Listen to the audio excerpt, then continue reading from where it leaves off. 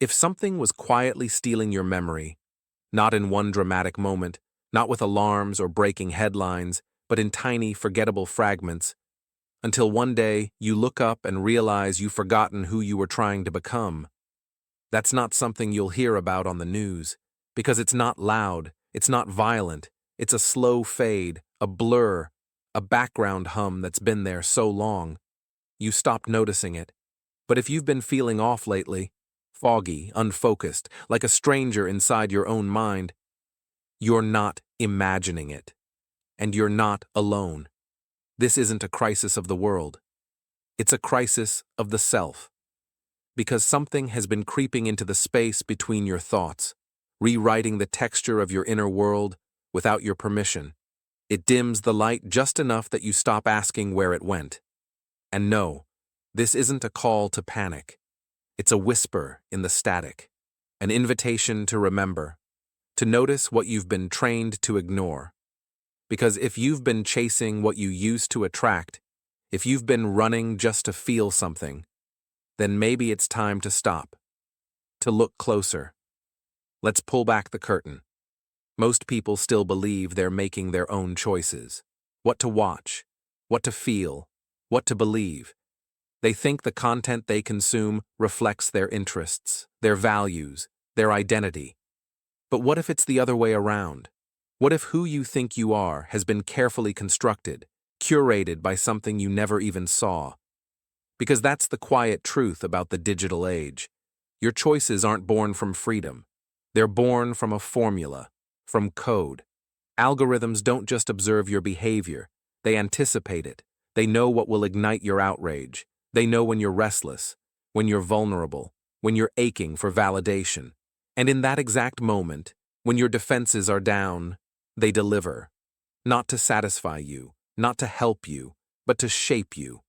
You are not being shown the world. You're being shown a version of it. A filtered, fragmented stream of content engineered to keep you reactive. Because the longer you react, the more they harvest. The more predictable you become.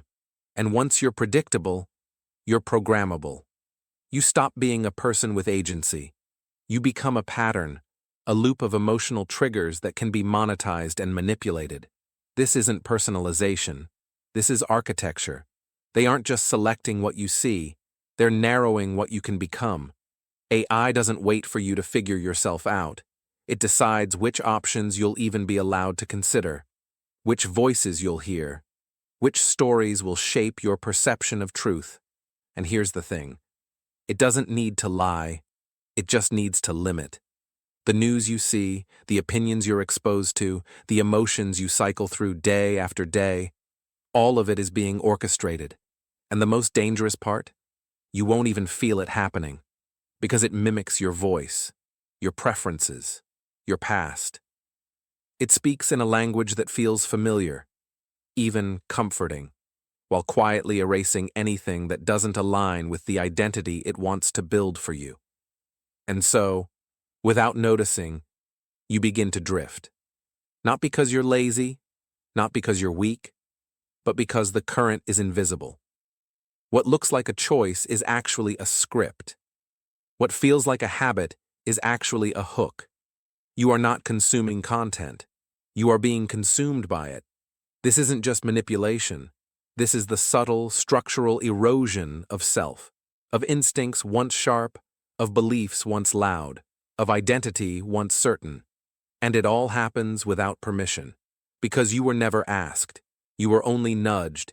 And now you are being led, quietly, strategically, into a reality designed not by truth or intention, but by code. Code you will never read. Code that learns you better than you know yourself. Code that writes reality around your blind spots.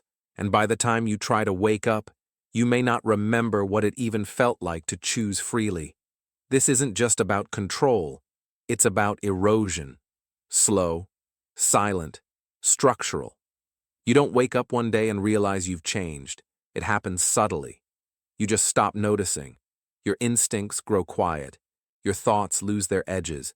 Your convictions become echoes. You begin to feel less, or maybe more accurately, you begin to feel less like yourself. And it's not because you made some dramatic decision to disconnect from life. It's because you've been overstimulated into numbness. Modern life isn't built for stillness. And your nervous system, this beautifully evolved mechanism, designed to protect you and orient you, is now under constant siege. Every hour, every day, flooded with artificial input. Scroll, swipe, click, react, repeat. And those are not choices anymore. They're reflexes, compulsions, dressed up as interaction, each one chipping away at your interior world, one distraction at a time. And you might not notice at first, but it starts to show up in moments you can't quite explain. You feel agitated for no reason. Or worse, you feel nothing at all. You swing between apathy and anxiety, without any clear trigger. You forget what it's like to sit in silence. You reach for your phone during every pause in your day, not because you need it, but because being alone with your own mind feels unbearable. That's not weakness. That's not laziness. That's your overstimulated brain begging for stillness it no longer knows how to find. It's like you're on fire, but the flames are invisible, burning beneath your skin, behind your thoughts, and because the input never stops, your mind never fully lands. Modern neuroscience confirms what many of us are already feeling. Without long stretches of focused, undistracted attention, the brain can't encode memory properly. Experiences come and go, but they don't sink in. They don't root. They don't anchor. Your life begins to feel like it's being written in disappearing ink. You can't remember what someone said to you last week. You can't recall a feeling from just a few months ago, even if it once meant everything. And this isn't normal forgetfulness. This is your inner world dissolving in real time. You're present in your own life, but not fully alive in it. You're watching yourself exist, but not experiencing it as real. And so the fog thickens, attention fragments, emotion dulls, and eventually, you stop asking why. You stop reaching inward because to feel again would mean confronting how long you've been numb. But beneath that numbness is not weakness. It's exhaustion. It's overstimulation without integration. It's your system running at full speed without ever arriving anywhere. Here's the quiet truth. Your brain wasn't built for this much noise, and your soul wasn't designed to be this silent. Memory isn't just a storage system. It's the glue of identity. It's how we track who we are across time, how we carry forward the meaning of our lives. But today, memory is under siege, not by trauma, not by age, but by distraction, by a mind stretched so thin it can no longer hold what matters. And here's what the science says plainly. When your attention is fractured, when you're constantly shifting from image to image, from screen to screen, your brain loses the ability to turn moments into memories. In other words, the moment may have happened, but it didn't land. It passed through you like vapor. It didn't root. It didn't take hold. It didn't become part of the story you tell yourself about your life. So now you look back on the last year, and what do you find? A blur, maybe flashes of moments, a vague sense of having been alive, but no anchor, no detail.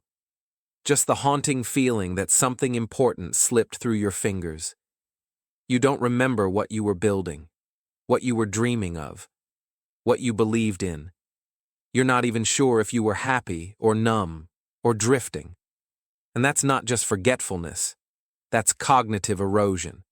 That's a life being written in ink that fades before it dries. And no, it doesn't happen all at once. It begins with little things. You forget the name of someone you met last week. You scroll through your camera roll and can't recall the story behind your own smile. You sit down to write, to reflect, to feel something real, and find there's nothing coherent left to say. Just fragments, just noise, one forgotten detail here, another little blur there, and then slowly, you change. Not just your memory, your sense of self begins to shift. The thread that connects who you were to who you hope to be begins to fray. Psychologists call this cognitive drift. But in this age, It's something far more insidious. Because it's not just memory you lose, it's meaning. Because when memory fades, the story of your life starts to collapse inward. You lose the thread. You no longer have clear reference points for what matters, for what's real. And without those anchors, apathy seeps in. You start to feel like none of it means anything. Not because life is meaningless, but because the meaning never had a chance to stick. It passed through you before you could shape it into something personal, something sacred. And this is the final cost of constant distraction. It erases you in real time. Not loudly, not violently, but in silence. You become less and less a character in your own story, and more a witness to a life you barely recognize. You don't just forget moments. You forget who you were inside them. That's the part no one talks about. The way identity begins to dissolve, not in some dramatic breakdown, but in a quiet drift you barely notice.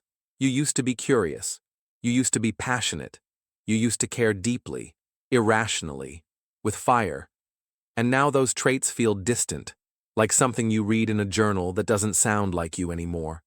You can remember who you used to be, but it feels like you're describing someone else.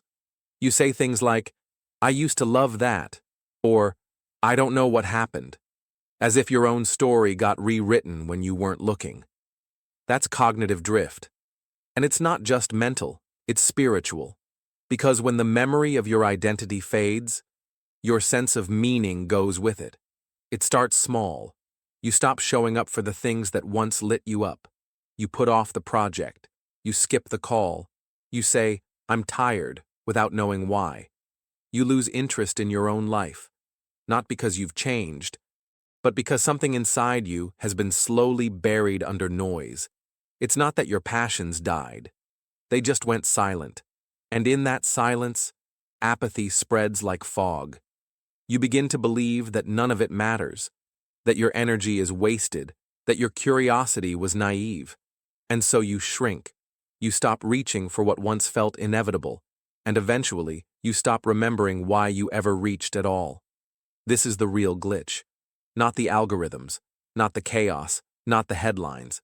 The real glitch is the fading pulse of your inner world, the part of you that once had conviction, clarity, direction. The part that once said, "This is who I am," and meant it. Because when that voice grows quiet, you become susceptible, not just to distraction, but to replacement. When you forget who you are, the world will gladly hand you a script. It will tell you who to be, what to want, what to fear, and it will feel easier. Because remembering takes effort. Remembering takes silence. Remembering takes space. And you've been taught to fear all three. But beneath the apathy, beneath the forgetfulness, beneath the fatigue, there is a deeper truth. If you can still sense the loss, it means something is still alive. If the drift hasn't taken everything, then the self hasn't disappeared.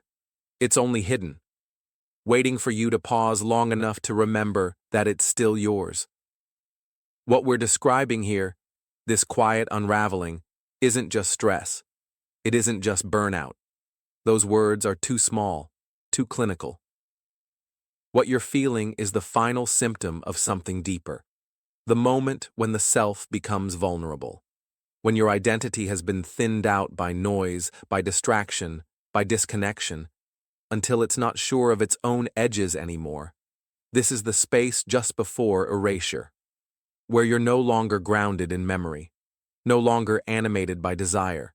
You're not dead, but you're not alive either. You move, but you don't feel movement. You speak, but the words don't echo inside you. You're functional, but hollow. And in that state, you're more programmable than ever. Because when your inner compass fades, the world rushes in with directions. They write the story for you, your feed, your trends, your culture. They offer ready-made identities, polished and optimized. They tell you what matters, who you are, what you're worth, and they wrap it all in the language of ease and empowerment. So it feels like relief, but it's not relief. It's a substitute, a mask, a replacement for the person you were before you stopped remembering. This moment, right here, is dangerous. Because when you're most disconnected from yourself, you're also most open to being rewritten by something else. Not through force, not through fear, but through silence, through your willingness to forget. And if no one interrupts that forgetting, you may never come back. But here's the glimmer. If any of this felt familiar, if something in your body stirred, if your chest tightened, if your eyes burned just a little, that means it hasn't taken everything. You're not lost, because even the recognition of erosion is proof that something inside you still remembers. And where there is memory, there is a way back. It may feel faint, buried, flickering, but it's there, like an ember beneath the ash. And that ember is sacred. It means you haven't been fully rewritten. Something original still lives in you. So don't panic. This isn't the end. This is the beginning of return. The way back doesn't start with a grand transformation. It starts with something quieter, something you've been taught to ignore. Awareness. Step 1. See the fog. Don't fight it. Don't escape it. Just see it. Notice the trance. Every time you reach for your phone without thinking, every time you scroll for no reason, every time you check notifications like a nervous tick, pause, observe, not with judgment, with curiosity. Because when you can see the trance, you're no longer fully inside it. You create space. And that space is power. The fog loses its grip the moment you name it. It thrives in unconsciousness. But when the light of attention touches it, it begins to dissolve. Step 2. Drop the mask. Not the literal one, the social one. The one you wear to look composed, to sound acceptable, to be liked. The one that whispers, only show what's safe, only speak what's polished. That mask has been rewarded, with likes, with applause, with fitting in. But the cost? Your real voice. Dropping the mask means discomfort. It means truth, even if it's messy. Say something real, something raw, something you've never said out loud. Even if it's just, I feel lost. I miss who I used to be. I don't know what I want anymore. Say it to a mirror. Say it to a journal. Say it to a friend. What matters is that you pierce the performance and touch something true. Step 3. Return to the body. You've lived in your head for too long, scrolling, thinking, performing, but your body remembers. So come back. Feel your feet touch the ground. Feel the air enter your lungs, not as a function, as a feeling. Place your hand on your chest. Breathe like it's your only job. No goals, no multitasking, just presence, because the body will tell you what your mind forgot, what hurts, what matters, what you've been avoiding. Step 4. Reclaim what was buried. Ask yourself, what did I silence to survive? What fire did I put out to be accepted? What dream did I hide because life got too loud? There is a part of you, wild, curious, unreasonable, that once loved something freely. It's not gone. It's not dead. It's just exiled, buried beneath productivity, dismissed as impractical. Go find it, even just a flicker. Pick up the thing you dropped, write the sentence, sing the verse, make the mess. Not for outcome, but for memory, because every time you do, you take ground back from the fog. Step 5. Make the ordinary sacred. You don't need something profound. You need something real. Make your coffee with intention. Speak kindly like it matters. Take a breath before entering a room. These small acts, done with care, rewire your brain to hold meaning again. You're not just folding laundry. You're saying, I exist. I care. Presence becomes identity. Attention becomes memory. In a world that wants you reactive, stillness is rebellion. Step 6. Leave a trail. Because you will forget again. The fog will come back. So leave yourself a breadcrumb. Write one true sentence. Tape it to your mirror, or your fridge, or your phone. Something like, I was here, and I remember it. Or, I am still me, under all of this. Not for the world, for you. That sentence is your compass, a thread to pull when you drift again. And if you follow that thread often enough, you'll notice something strange. Remembering gets easier. The fog lifts faster. The self that once felt distant starts to feel like home again. Because here's what they hope you never realize. If they can fracture your memory, they can fracture your identity. And if they can fracture your identity, they don't need to control you. You'll do it for them. Silently, willingly, convincingly. But now, you know the way out. And once you know, you can't unknow. That's the danger of awakening. You see the script. You see the silence. You see how many times you traded yourself for comfort. And it might hurt. But that pain is freedom. Because now, you get to choose. So don't go back to sleep. You've come too far. You've felt too deeply. You've remembered too much. Let your presence become a disruption. Let your clarity become contagious. And when the fog returns, as it always will, find your breath. Speak something true. Return to the trail. Reclaim what once went quiet. And above all, don't forget again.